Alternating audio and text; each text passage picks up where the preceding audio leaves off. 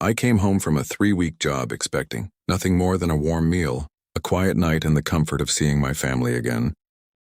The contract had taken me nearly 600 miles away, and every day felt longer because I missed my wife.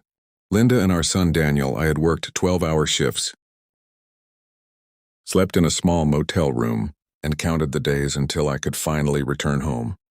During those 3 weeks, Linda and I spoke every evening. She always told me everything was fine. Daniel was doing well, the house was peaceful, and she was proud of me for taking the job. Her voice sounded tired sometimes, but I assumed she was simply missing me. When my truck finally turned onto our street, I felt a wave of relief. The porch light was on even though it was still afternoon. I parked in the driveway, grabbed my old travel bag, and walked toward the front door. Before I could reach it, I heard crying.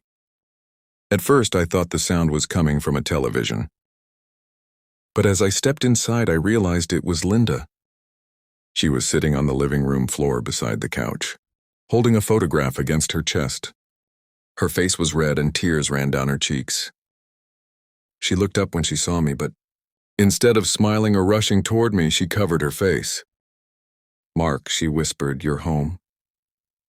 I dropped my bag and hurried to her. "What happened? Are you hurt? Is Daniel okay?" She shook her head and tried to wipe her tears. "I'm fine." She said, "I'm just tired," but Linda had been my wife for 26 years. I knew when she was hiding something. Then Daniel came down the hallway. He was 17, tall, quiet, and usually glued to his phone. He stopped when he saw me. "Dad," he said, "you're back early." "I came home exactly when I said I would," I replied. "What's going on with your mother?" Daniel looked confused. "I don't know. She's been crying all morning." "You don't know why?" "No. She won't tell me." Linda quickly stood and forced a weak smile. "It's nothing. Your father just got home." "We should be happy." She hugged me, but her hands were shaking. I noticed something strange. The photograph she had been holding was lying face down on the floor.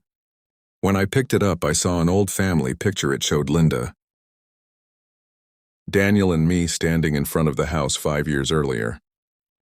There was nothing unusual about it. Still, something felt wrong. That evening, Linda cooked my favorite dinner, but she barely ate.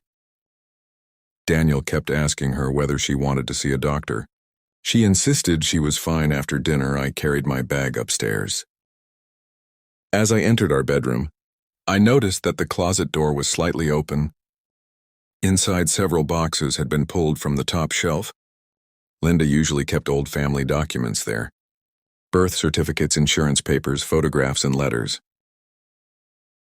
I looked through the boxes, but everything seemed normal. Then I saw a small wooden box I had never noticed before.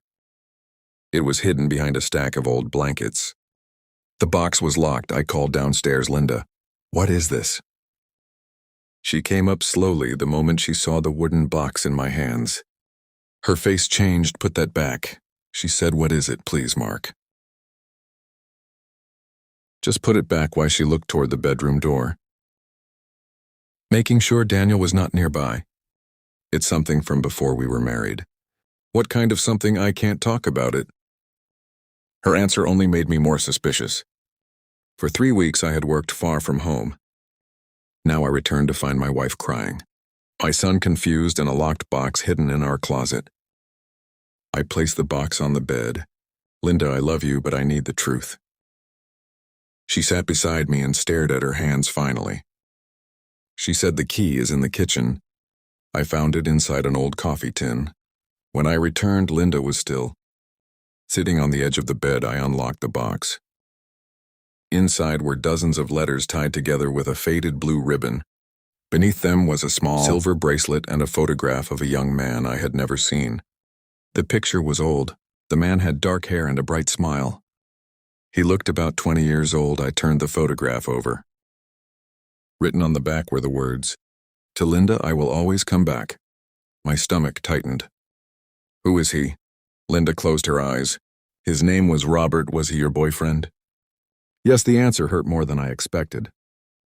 "Why are you crying over an old boyfriend after all these years?" "He wasn't only my boyfriend. She whispered he was my first love. I picked up the letters. Did he contact you? No, then why did you take all this out? Linda looked toward the window. Because someone came to the house while you were away, my anger disappeared. Who? A woman named Carol. Who is Carol? Robert's sister. I sat down beside her. Linda explained that Robert had been her childhood friend. They grew up together, went to the same school and planned to marry after college. But when Robert was 22, he joined the military a year later. His family received news that he had been killed overseas.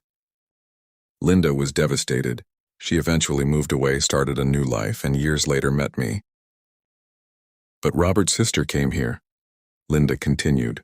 She said the military made a mistake. I stared at her.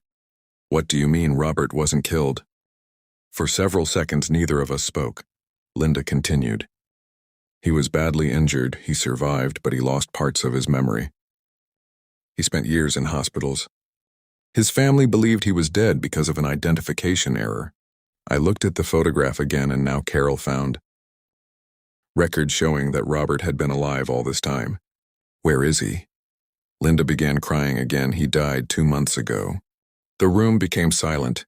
He spent nearly 40 years believing he had no family, she said. Carol only discovered the truth after his death. She came here because she found my name in his old papers. I looked at the letters. He kept these. No, Linda said. Carol brought something else. She reached into the wooden box and pulled out a small envelope. My name was not written on it. Neither was Linda's. The envelope had only one sentence. If I ever remember, please tell her I kept my promise. I did not understand what promise. Linda opened the envelope and removed a folded piece of paper. It was a letter written in shaky handwriting. Robert had written that he remembered fragments of his life. He remembered a small house, a girl laughing beside a river, and a promise that he would return to her. But he could not remember Linda's name. He spent years trying to discover who she was. The letter ended with the words, I never found her, but I hope she had a beautiful life. I felt something inside me soften. Linda was not crying because she wanted Robert back. She was crying because she had spent decades believing that someone she loved had died young. Now she learned that he had survived, but lived a lonely life without knowing that she had waited for him. I should have found him, she said. You didn't know he was alive. I could have helped him. You built a life, I replied. You raised a son. You cared for this family. You couldn't save someone you believed was gone. She looked at me. I was afraid you would think I still loved him. I thought carefully before answering. You can love someone from your past and still love your family. That was when Daniel appeared at the bedroom door. Mom. Linda quickly wiped her face. He looked at me. Do you know what happened? I nodded. Come sit down. We told him everything. Daniel listened quietly. When Linda explained that Robert had died without remembering her, Daniel walked over and hugged her. I'm sorry, Mom. She held him tightly. Then Daniel asked a question that surprised both of us. Did Dad know about Robert? No, Linda said. Are you mad? I looked at my wife. I remember the nights she had waited for me while I worked late. I remembered the years she supported me when money was tight. I remembered every birthday, every family trip, and every difficult moment we had survived together. No, I said. I'm not mad. The next morning, Linda received another message from Carol. She had found a box of Robert's belongings. Inside was an old photograph of Linda standing beside a river. On the back, Robert had written, "The girl I promised to return to." Linda cried again when she saw it, but this time her tears were different. They were not only tears of sadness, they were tears of closure.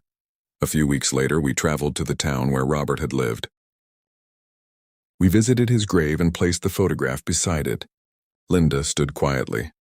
"I'm sorry I didn't know," she whispered. Then she turned to me. "Thank you for coming." I took her hand. "You didn't have to face this alone." On the drive home, Linda rested her head against the window. Daniel sat in the back seat listening to music. For the first time since I returned, the house felt peaceful again. That night, Linda placed the wooden box back in the closet. But she did not lock it. She kept the photograph, the letters, and the bracelet. not because she wanted to return to the past, but because the past had helped shape the person she became. As for me, I learned something important. Marriage is not about pretending that life began the day two people met. We all carry memories, we all have people who changed us. Sometimes those memories return without warning. What matters is not whether the past existed. What matters is what we choose in the present. I had come home expecting to find my wife smiling. Instead, I found her sobbing. My son did not know why.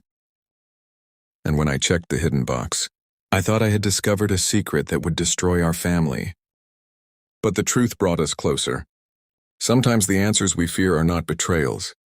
Sometimes they are old wounds waiting to be understood. And sometimes the person you love does not need judgment, they simply need someone willing to stay beside them while they finally say goodbye.